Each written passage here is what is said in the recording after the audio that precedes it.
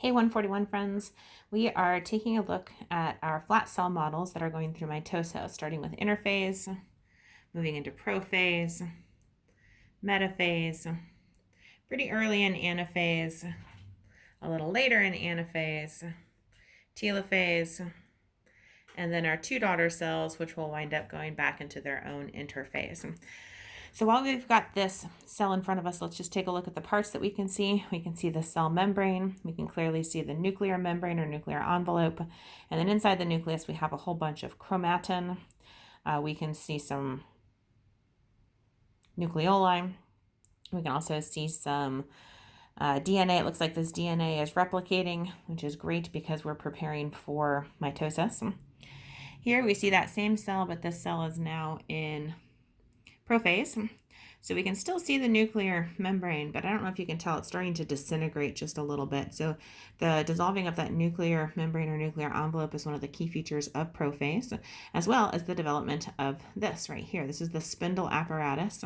So it's coming out of this centrosome here and that centrosome over there, creating two poles or two opposite sides of the cells.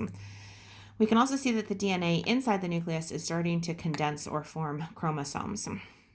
As we move next into metaphase, in metaphase, that nuclear envelope is totally gone. Our spindle apparatus is really nice and pretty, and the spindle apparatus has attached to our chromosomes and lined them all up right along the midline of our cell. Now, inside of our cells, we'd have 46 chromosomes lined up here at the midline. They've tried to simplify it by only showing 4 of those chromosomes. This structure here is a chromosome. It consists of 2 replicated chromatids.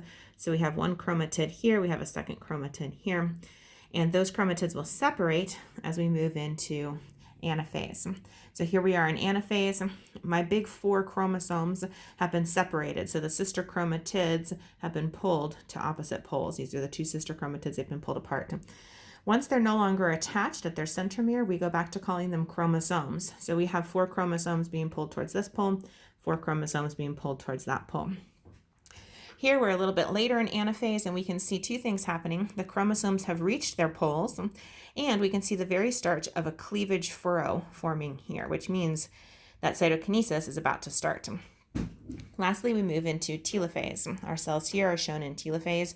We have a really nice cleavage furrow occurring. So this is cytokinesis that's happening concurrently with our telophase.